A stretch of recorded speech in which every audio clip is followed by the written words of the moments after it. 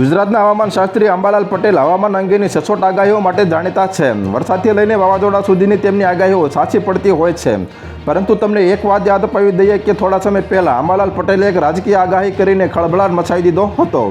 હાલ જમ્મુ કાશ્મીરના પહલગામમાં આતંકવાદી થયેલા હુમલા બાદ અંબાલાલની એ આગાહી પણ સૌ કોઈ વિચારતું થઈ ગયું છે.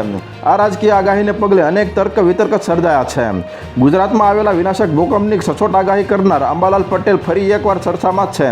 કારણ કે હવામાન આગાહીકાર અંબાલાલ પટેલે કેન્દ્રીય રાજનીતિમાં મોટા પરિવર્તનની શક્યતા વ્યક્ત કરી હતી. તમને યાદ અપાવી દઈએ કે અંબાલાલ પટેલે થોડા સમય પહેલાં આગાહી કરી હતી કે 5 ગ્રહો એકત્રિત થવાના કારણે 19 મે પહેલાં આસુરી તત્વોનો ઉદય થવાની શક્યતાઓ રહેશે, જેનાથી આતંકવાદી પ્રવૃત્તિ વધે, ભારતીય સીમાઓ સાચવી પડે તેવી નોબત બનશે. કેન્દ્ર સરકાર અને રાજ્ય સરકારે સંભાળવું પડશે. જાણીતા હવામાનશાસ્ત્રી અંબાલાલ પટેલ હવામાનની આગાહીમાં સચોટ પુરાવા થયા છે. રાજ્યના ખેડૂતો અંબાલાલ પટેલની આગાહીને હવામાન વિભાગની આગાહી કરતાં વધારે મહત્ત્વ આપે છે. જોકે આજકાલ આ અંબાલાલ કાકા રાજકીય નેતાઓના ચર્ચાનું કેન્દ્ર બન્યા છે. સચિવાલયથી માંડીને મિત્રમંડળના સભ્યો કાકાની રાજકીય આગાહી સાચી પડે તેની રાહ જોઈ રહ્યા છે. અંબાલાલ પટેલ દ્વારા આતંકવાદી હુમલાની આગાહી સાચી પડ્યા બાદ તો અંબાલાલ પટેલ રાજકીય ભવિષ્યવાણી શું કરે છે તેની ચર્ચા રાજ્યના મંત્રીઓ કરતા થયા છે.